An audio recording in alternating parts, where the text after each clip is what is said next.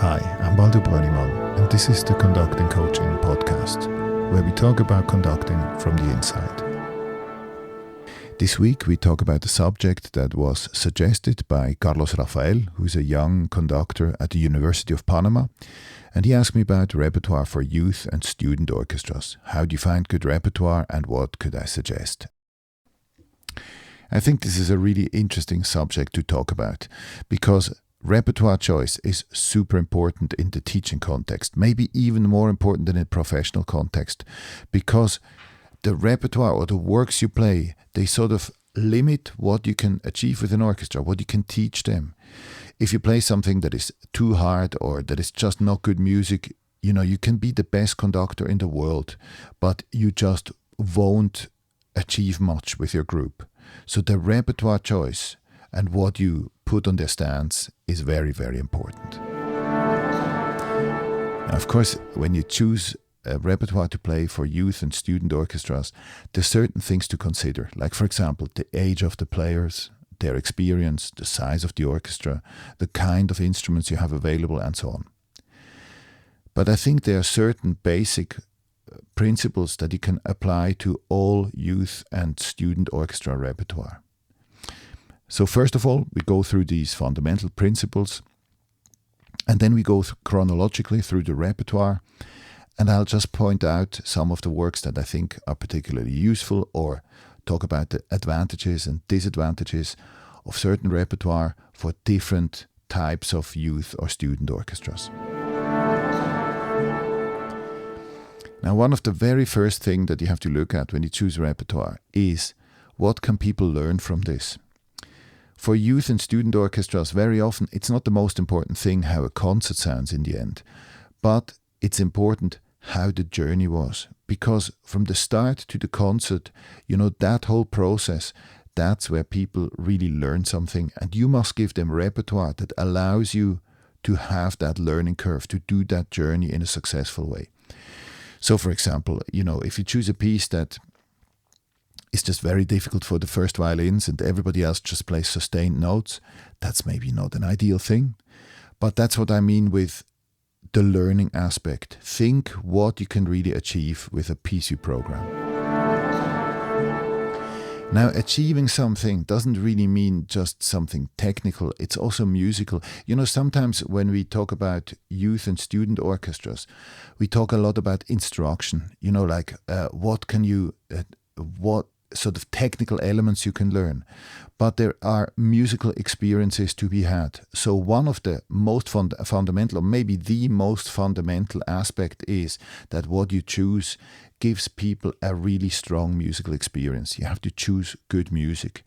I think this is even more important than just the technical capacity of an orchestra to play something, because it's better, to aim for something that is maybe a little bit too hard, but it gives them an amazing experience, rather than to play something that is, pretty straightforward, but it's just not very good music. I often talk about this to music teachers or young conductors. Don't play just any old stuff because it's sort of easily achievable for an orchestra. There are all these TV tunes and popular tunes arranged for youth orchestras. I think that's really not ideal. You have to give them something good. They're classical pieces, proper, movements from symphonies, overtures that people can achieve. And maybe sometimes it's too hard for them, but at least it's good music, because, they're kids, they're students, but maybe they can't play technically on the same level as professionals can, but they're not stupid. They can still understand things. So it's important that you give them a great experience, and especially when they're at the start of learning to play in an orchestra, learning an instrument, that's when they have these great musical experiences. So help them to open these doors and play proper repertoire with them. Sometimes you have to choose repertoire that can accommodate slight imbalances in the orchestra, because you might have just one bass, or you just have few violas, or you have a lot of flutes and no bassoon and so on. So it's good to look at this. There's certain repertoire that works also with substituting certain instruments or accounting for different types of imbalances you have. It's good to have this in mind when you choose works. And then last but not least, choose repertoire where everybody has something meaningful to play. So for example, if you have a pretty large orchestra, make sure that the winds have substantial things to practice, because at some stage you will do sectionals, they will have individual teaching and so on. Make sure that also the tuba or the trombones or the second bassoon have something meaningful to play and to practice. Then let me say one more thing here that I think is very important, but it's the challenge part. You have to challenge the orchestra. As I said before, people might not be able to play very complex things, but they can still understand. So make sure you challenge their aesthetics, that they don't just always listen to the same type of music. I love to do things by Cage or by, contemporary composers, historic music, or things that use different orchestral setups and so on. These are the moments when you open doors in people's imagination. So you really have to use that moment. Don't do the most obvious thing. Look for new experiences and challenge the way they see music, the way they imagine sounds, and open their ears for new experiences. So let's get to it and look at some real repertoire now. I'll start with classical period, Second Viennese School, because a lot of the repertoire that was written before was for quite small groups, mainly strings, sometimes a few wind and so on. So I'll start with Haydn. Haydn is a super difficult style, also for professional orchestras. The earlier symphonies are very idiosyncratic, they're written for smaller orchestras, and they often have challenges that are really impossible to achieve with a youth orchestra. But I think the later symphonies, there are some pieces you can look at, especially Symphony number 104, but also maybe number 101, for example, that are not so hard, and they also have a bit more consistent wind scoring, in a sense that you can do a bit more work with your wind players as well. Mozart equally is a very difficult style. With orchestras, it often takes much more work than, Stravinsky, Strauss, and so on, because it's just really hard to play and it's really exposing. Having said that, the later symphonies of Mozart are difficult, but, maybe Symphony number 40 is the easiest out of those. But you have other options. You have overtures, the abduction from the Seraglio, for example. Or you have also really interesting, later piano concertos, which have very intricate orchestral parts, but they're not so difficult. So there you can work on a lot of interesting musical aspects without having the technical difficulty of some of the symphonies.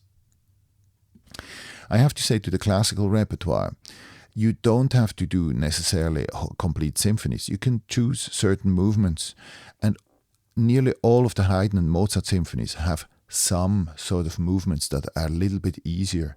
So don't, give your people the experience. Just take one movement that can work, and then you are still able to look at this style of music without a lot of collateral damage. Then we get to Beethoven, and this is a time when you can start using slightly larger orchestras involving more people. I think out of the Beethoven symphonies, the easiest are probably number 5 and number 7. 5 has the advantage that you can also use trombones in the end, and a few extra wind instruments. Number 1 is not terribly difficult, but it has a very difficult last movement. And there are things like number 8 that are also not so hard, but the others, like number 2, Eroica, especially number 4, they're very, very difficult. So number 5 and 7 are the ones that I would look at. Again, you have overtures like Coriolanus, Egmont, that you can look at. And some of the concerti are really interesting material too. Beethoven is something that you will want to look at some stage with your youth orchestra. Just pick wisely the works you play. Then getting to Schubert, I think the Unfinished Symphony is one of the technically easiest pieces in the repertoire. Many youth orchestras play this, and I think this is accessible also to people who are not so advanced yet, which is great.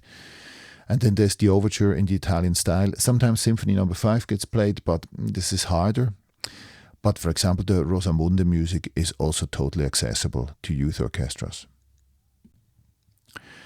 Then some other good, suitable early romantic repertoire is Rossini, with some exceptions. William Tell, for example, is very difficult, has a very difficult opening. Signor Bruschino is difficult, but some of the overtures work really well with youth orchestras.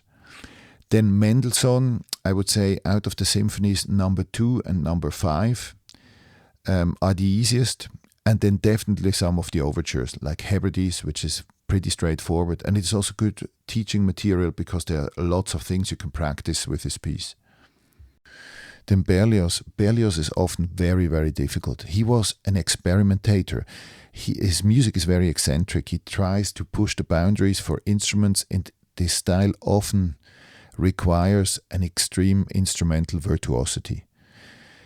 There are some overtures where this might be a bit more confined musically, just to a few characters, but for a Symphonie Fantastique, for example, is very difficult. The first 3 movements of Symphonie Fantastique are very, very delicate and very difficult.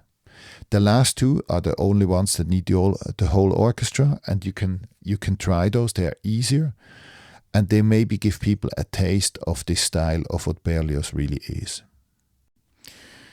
Then Schumann symphonies, they're good material to work with, but most of the symphonies have one difficult movement, like the scherzo of the second or like the first movement of the fourth.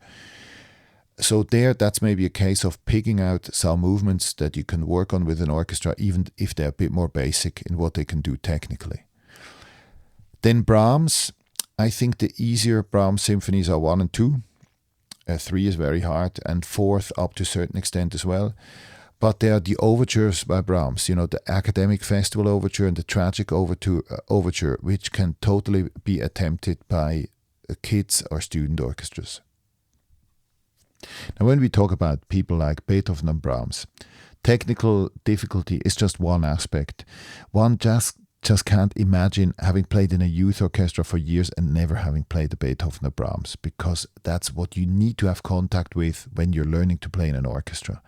So it's a question of a conductor to find the right movements or pieces that let you have this experience, and still for the students to get close to these pieces technically. Now, in the Russian later romantic repertoire, there are quite a few pieces that work well for youth and student orchestras. Mussorgsky, Night on a Bare Mountain, even, pictures at an exhibition in the Ravel orchestration. You need good brass, you need a good first trumpet especially, but this can work if you have a big orchestra with a full wind section. Then Borodin Symphony No. 2, Polovetzian dances, also if you have a good clarinet player.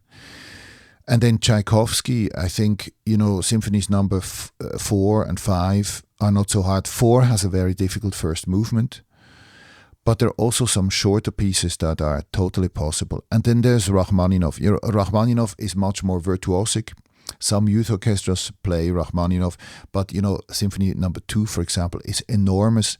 And also to grasp the style and the sort of epic broadness of this music is sometimes not so easy for youth orchestras. So maybe that's a bit further away, but again, you have things like the piano concertos who have really good orchestral parts and allow you to get a sense of this style without sacrificing things technically.